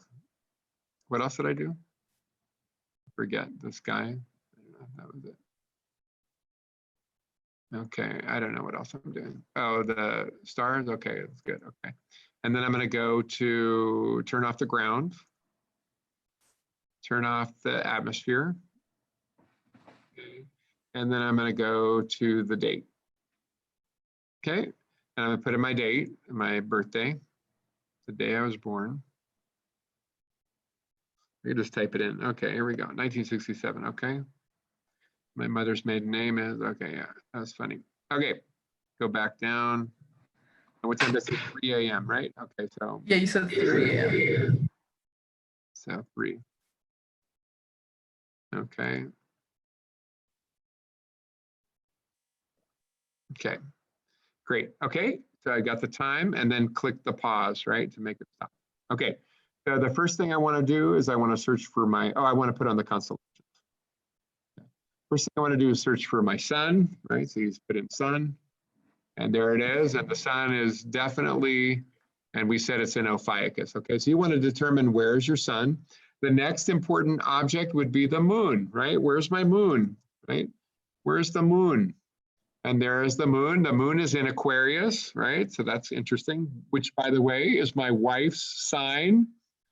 So that explains it because she's in Aquarius. That explains it. Oh my gosh, I never realized that. I think actually if I turn the ground on, it's a little bit easier. I don't know what I'm doing. Okay, here we go. Because what we have to do is figure out what the two constellations, the ascendant and descendant constellations are, right? So ascendant means what? Rising in the east, right? On the In the horizon. east, right? So right above the letter E. So right above the letter E, you want to look. I can turn the ground off again. I just look for the letter E. Everybody see, find the letter E. So for me, it would be Virgo. And then I go over here to west. And it looks like, and don't use this, right? Use Pisces. I would be Pisces, right? So the ascending is Virgo and the descending is Pisces. That's going to be part of what I want to, I would go interpret what that means, right? So then back to your homework. All right, so you're going to find, so now it says, how far away is your moon from the sign? Now, this is actually, there's a little thing that I want to show you guys. This is actually a really cool trick. So you can measure the angle between the sun and the moon in Stellarium.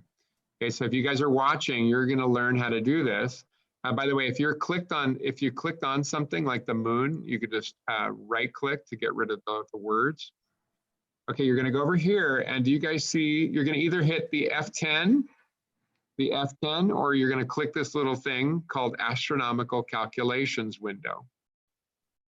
And you're going to go, I'm doing something weird here. Okay. This is kind of a fun thing to do. But anyways, you go to PC, planetary calculator, and you're going to want to try to find the angle between the sun and the moon. Well, all you need to do is go select sun, where sun should already be selected, and then go over here. And if it's not on the moon, select the moon. And it's going to show you the angular distance between them. They're almost 75 degrees apart.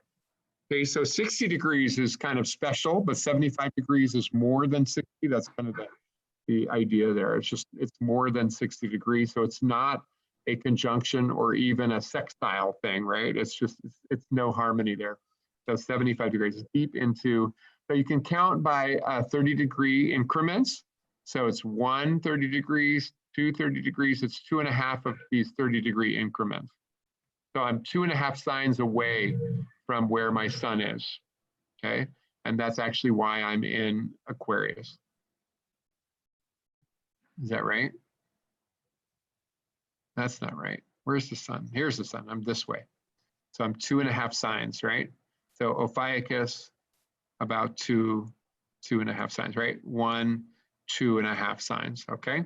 So 75 degrees apart. Does that make sense? You guys see that? Okay, so back to the share. Let's go back to the homework, okay. So what phase would the moon be? I guess I forgot to answer the question. What phase would the moon be? So it asks, what phase would it be? So can you guys figure that one out? What phase would the moon be?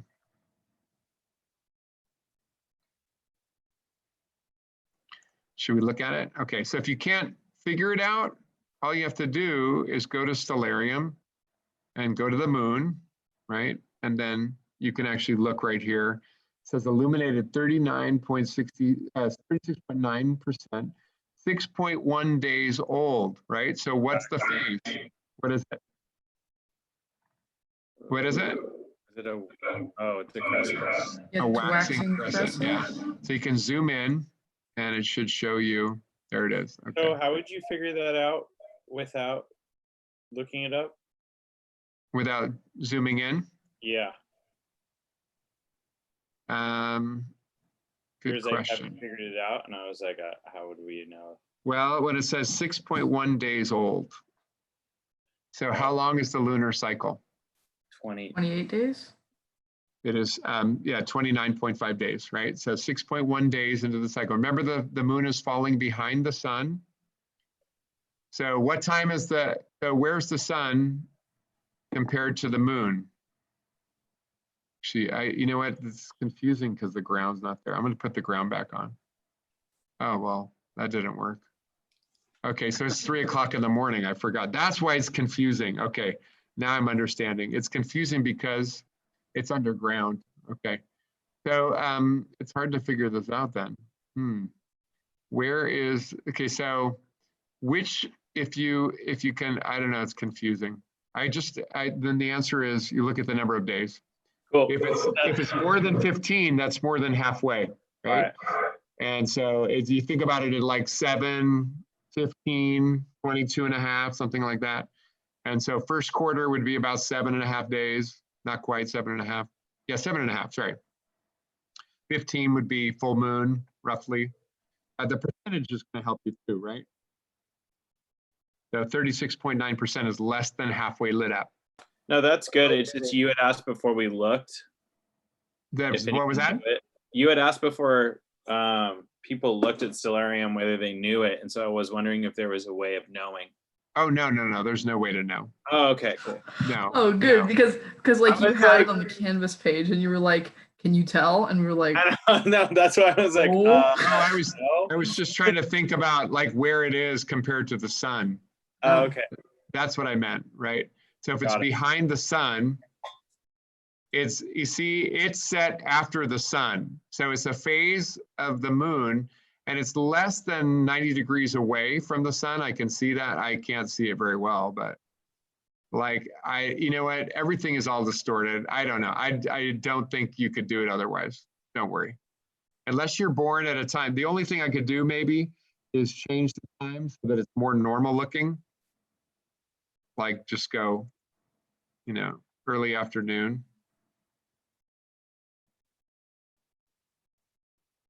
What the heck? It's so chaotic with all of the constellations. Oh, I see. I can't see. See, can't see the ground. Let me turn the ground on. Okay, there we go. Okay, see, now it makes a little more sense, right? So where is the moon? It's behind the sun. Is it to the east of the sun or to the west of the sun? It's to the east. So the sun is going to set and the moon is going to set after it. I can see that as the sun is setting, right? I could put the sun right on the sun's on the horizon. The moon is not yet to a high point right above the south, right? I can check the azimuth, right? It's 154. If it was on 180, then it would be exactly halfway lit up, and that would be the first quarter moon, right? Remember the first quarter moon? It's highest when the sun is setting on the western horizon. Okay, so yes, you can figure it out, but it's not. Never mind. Don't bother. Just look at the percentage. Look at the days. There you go. Look at the days. Okay, so what else? What are the other objects that I want to consider? Okay, so the other objects I want to consider are Mercury. I got to find all the planets, right? So Mercury, oh, look at that. So Mercury is actually really close to the sun. And Mercury is right in the constellation of Scorpius. Okay, that one, and whatever that means, I don't know what that means. Next one, Venus, my love life. It's going to be Aquarius, I predict. Nope, it's in Virgo. Okay. And the next one, Mars, my anger, my frustration. It's in Capricornus. That's my brother. No wonder. And then the next one comes Jupiter. And I have no idea. Where is it going to be? It's in Leo, the bold Jupiter. That's my intelligence. No wonder. Okay, then comes Saturn. And Saturn is way over here in which one? Pisces. Saturn's in Pisces. And anybody else is in Pisces? The moon, no, the moon was in Aquarius, okay. And then I've got Uranus. You guys see how to do it though. It's not that hard. You just go zoom in. And so actually Uranus is also in Virgo, right? So that's interesting. Venus and Uranus are both, but Uranus is this way, very, very far away from. Okay, and then the last one, Neptune. And Neptune's in Libra. Okay, so I'm kind of all spread out. That's actually interesting. How about Pluto, just for fun? Slide. Pluto. And notice how far Pluto is from the ecliptic. That's a part of the issue with Pluto is it has a very elliptical path and it's tilted to the ecliptic plane. Okay, so back to the homework or the work that you're going to do. So you guys are going to go through this and find blah, blah, blah, right? Okay. So find the sign. What are your true planets? So indicate the locations. What constellation are they in? Okay. Everybody got it? Super easy. Mhm. And now let's compare. This is very funny. This is compared to the professional astrologers. What do they say? And so if you click on this in the same date and time, this is Dr. Kelly. I'm a he. And then I put in my date. 12 December 7th, 1967. Okay, and then you put in the time, 3 a.m. And then birthplace, you got to put in your place. Oh man, I'm really giving it away. Okay. Santa Barbara, Santa California. Barbara in the Philippines. Yeah, I know, funny. Okay, and that's the latitude, longitude. Okay, and now it gives you your report, okay? So you scroll down and it's going to tell you all kinds of interesting facts about yourself, okay? So, and actually, does this agree? Well, this doesn't agree. This is what I found. And then this is not, these aren't going to agree because the constellations that we're using are not going to agree with the dates that are used for astrology, okay? So these are the aspects, you can read these things and they do show you some interesting connections. So there's a square connection between the moon and Mercury. There's a trine connection between Venus and the moon, right? Opposition between Jupiter and the moon, right? So on. And this is supposed to be meaningful, blah, blah, blah, blah, blah, blah, blah, blah, blah. Oh, here. Let me see. I'm restless, cheerful, and friendly. Oh, yeah. The sun. Okay. People in Sagittarius are generally on the go. They have a love of freedom and a disdain for routine. Very easygoing. Sagittarians make friends with people from all walks of life. Yes, we're awesome. Anyways, I have an ascendant Libra. Okay, blah, blah, blah, blah, blah, blah. A lot. And way down here, so this is huge, right? And this is all free, by the way, right? You didn't have to pay for this. Otherwise, it's $19.95 to talk to Mistress Laura. Okay, on the phone. And here's my chart. And as you can see, the planets are all over the place. Which one's the most important? My sun sign. That's here. Here's my sun, right? Hmm. Yeah, that's got to be it. That's the sun right there. Okay. And yeah, let's see if we can decipher. So what do we have? Where's Mercury? Can you find Mercury? There's Mercury. Do you find Mercury? What's Venus? There's Venus. Where's Mars? Here's Mars. Here's Jupiter. Oh yeah, so these are the symbols that are used in here. Here's Saturn. Where's Saturn? Saturn is over here. Uranus and Neptune. And do they have Pluto? They have Pluto. Oh yeah, PL, there's Pluto. Okay, so that is my natal chart. Okay, cool. So there you go. All right, so you've learned a little bit about astrology. I hope that you do not, base your life on it. Because if you test it very rigorously, you'll find out it doesn't work very effectively. But it's fun. It can be entertaining and fun. And actually, if you're using it like that, then by all means, it's fine. But you do have this exercise to try to play around and see for yourself. And you can see if what your astrological chart says is actually connects with things that, ideas that you have about yourself. But if it does, if you're very careful, you probably find as much as it does, as it also doesn't, right? So you'll find out if you read carefully that the astrological charts do not match, more than 50% of the time. They really don't. So yeah, that is our effort for today. You should finish the quizzes if you haven't done them, and then this activity will count, and you don't have to take a quiz tonight. You just have to do this activity. Yay! Put your hands in the air. I did have a question. Peter. On, you said the 12A, there is a 12B. Do we have to do that as well? 12A and B? Yeah. It was You just saw a box on 12A 12B. magnitude, and then you were going over it last class, but then you were talking about 12B as well. Yeah. Well, oh, Do we just have a to little do- tiny bit. Just a little tiny bit of 12B. Just the first one or something? Yeah, just I put it down for you. Just what letter was it? I forgot the E. letter. E, I think. D as in dog. Yeah, that's it. Okay, I was just Yeah. curious because I saw that. All right. All right. So thank you guys for joining me. Thank you guys for being here, and it's always nice to see your faces. And instead of like just talking to a screen, Yeah. even though I am technically talking to a screen, I know that's true. But remember, we're going to get through this, okay? And it's going to be so great. Bridget, we're going to come to all your performances.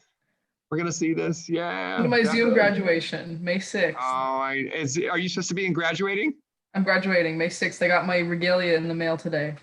Oh, no. Are you going to put it on? Oh, yeah, Put it on. Put absolutely. it on for next class. We'll Oh, regale yeah. you. Oh, I wish I don't have regalia. Oh. I'll do I it for ordered my. mine. I'll do it for our last one. Okay. That sounds good. When's our last class? Next week? No, the week after. We have 2 weeks. the last week of class. Yeah, so we have 2 more classes and then we're done. There is no class for finals week. I will have to tell you next week how we're going to finish the class. There's a little bit of stuff to do, but we're basically almost done, guys. Just hang on a couple more weeks and we're done. Okay, so thank you guys very much.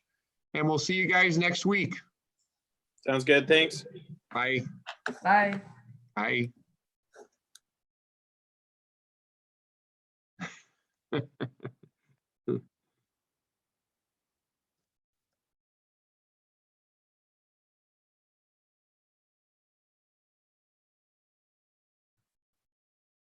Age of Aquarius, Plutarch.